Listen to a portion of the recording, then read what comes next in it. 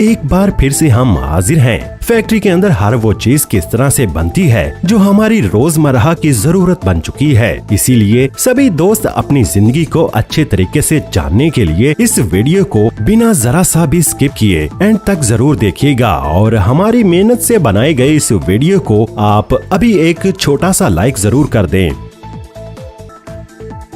तो चलिए शुरू करते हैं। Salt factory making. नमक सदियों से किचन का बादशाह रहा है। नमक खाने का जायका बढ़ाने के साथ साथ बॉडी में सोडियम की कमी को भी पूरा करता है। नमक दो तरह के होते हैं, एक अच्छा और दूसरा बहुत ही अच्छा। लेकिन आप कौन सा नमक खाते हैं, चलिए जान लेते हैं। नमक दो तरह से हासिल किया जाता है, एक समंदर से और दूसरा कान से। पाकिस्तान में ये नमक खेवड़ा की कान से निकाला जाता है। पाकिस्तान का पिंक हिमालय नमक जो पूरी दुनिया में सबसे ज्यादा पसंद किया जाता है। इसकी वजह इसमें मौजूद 84 तरह के मिनरल्स पाए जाते हैं जो कि हमारी बॉडी के लिए बेहद जरूरी होते हैं। जानते हैं कि आखिर इसको कैसे हासिल किया जाता है और फैक्ट्री में इसको कैसे बनाया जाता है।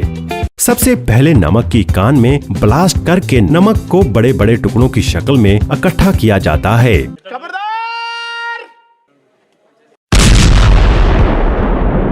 फिर नमक के इन पत्थरों को इकट्ठा करके फैक्ट्री तक लाया जाता है। फैक्ट्री के अंदर सबसे पहले नमक के इन पत्थरों की क्रशिंग की जाती है, जिससे ये पत्थर छोटे छोटे दानों या बारीक पाउडर की शक्ल इख्तियार कर लेता है। अच्छी तरह से क्रशिंग हो जाने के बाद फिर इस पिसे हुए नमक को साफ करने के लिए पानी से धोया जाता है। इस पानी की धुलाई से नमक के अंदर सारी गंदगी निकल जाती है। फिर एक मशीन में डालकर इसमें मौजूद सारा पानी बाहर निकाला जाता है।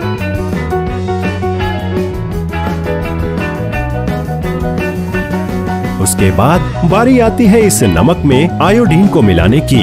एक स्क्रू कन्वेयर के जरिए इसमें आयोडीन मिलाया जाता है, जिससे ये स्क्रू सारे नमक के अंदर अच्छी तरह से आयोडीन को मिला देता है। अब इस नमक को पानी से तो अलग कर लिया गया होता है, लेकिन नमक में अभी भी नमी मौजूद होती है। इसीलिए नमक को फिर एक ड्रायर मशीन में सुखाया जाता है। फिर इस नमक को दाने की शक्ल देने के लिए एक वाइब्रेटर से गुजारा जाता है। अब नमक बनकर पूरी तरह से तैयार हो चुका है। अब बारी आती है इसकी पैकिंग की। इस नमक की पैकिंग जरूरत के मुताबिक की जाती है, यानी बड़ी बड़ी बोरियों में और छोटे छोटे पैकेट्स में। तो इस तरह से नमक तैयार होता है और मार्केट में सेल होने के लिए आ जाता है।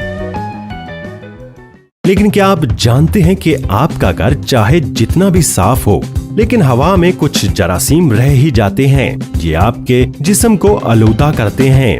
लिहाजा पाकिस्तानी हिमालय नमक के लैंप से आलूदगी कम हो जाती है, जिससे कमरे की हवा और साफ हो जाती है। Cement factory making. दोस्तों, आप अपने मकान को बनाने के लिए जिस सीमेंट का इस्तेमाल करते हैं, क्या आपको पता है कि ये सीमेंट कैसे बनता है? किन किन चीजों का इस्तेमाल करके सीमेंट बनाया जाता है?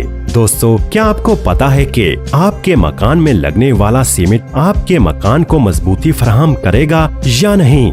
तो दोस्तों, आइए जानते हैं सीमेंट फैक्ट्री के अंदर कैसे बनता है और असली सीमेंट कौन सा होता है और नकली सीमेंट कौन सा होता है।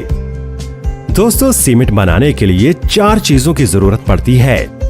नंबर 1, लाइमस्टोन यानी चूना पत्थर।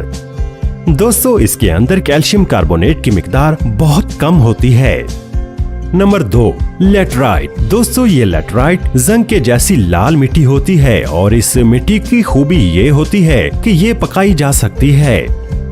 नंबर 3 पर शेल।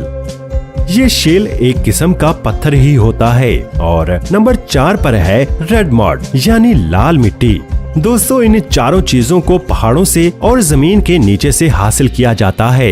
ये चारों चीजें चूना पत्थर और मिट्टी, इनको हासिल करने के लिए बड़े बड़े पहाड़ों को ब्लास्ट किया जाता है। इन बड़े बड़े पहाड़ों को ब्लास्ट करने के लिए बम का सहारा लिया जाता है। बम फिट करने के बाद जब बम फोड़ा जाता है तो बहुत ही बड़ा ब्लास्ट होता है और पहाड़ों के टुकड़े टुकड़े हो जाते हैं।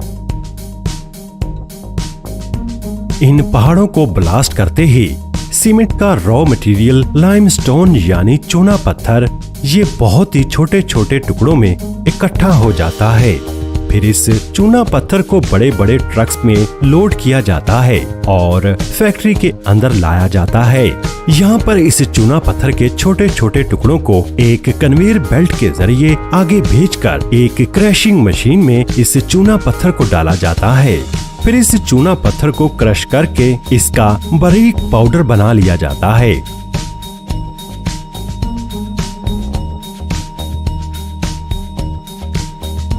फिर इसी तरीके से लेटराइट, शेल और रेडवुड इनको भी क्रश करके बारीक पाउडर जैसा बना लिया जाता है।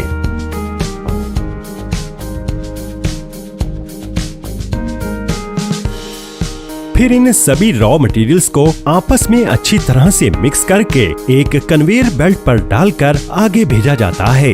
इस रॉ मटेरियल को एक बड़ी सारी आग की भट्टी में डालकर पकाया जाता है।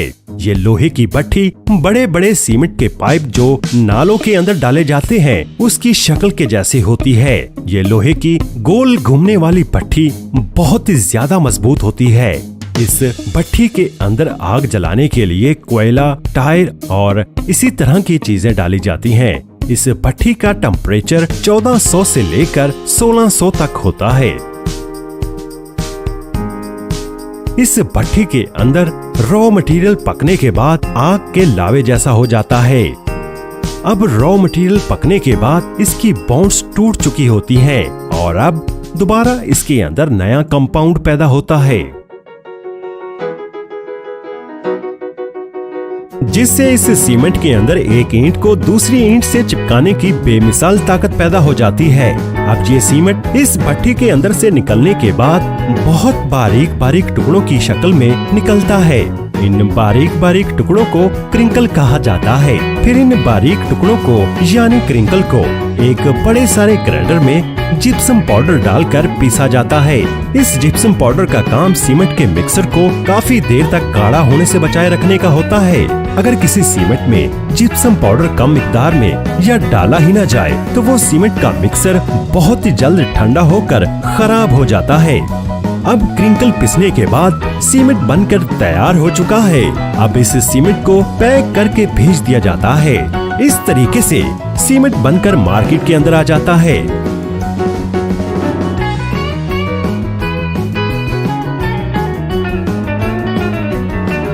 अब जानते हैं कि नकली सीमेंट और असली सीमेंट में फर्क करने का तरीका।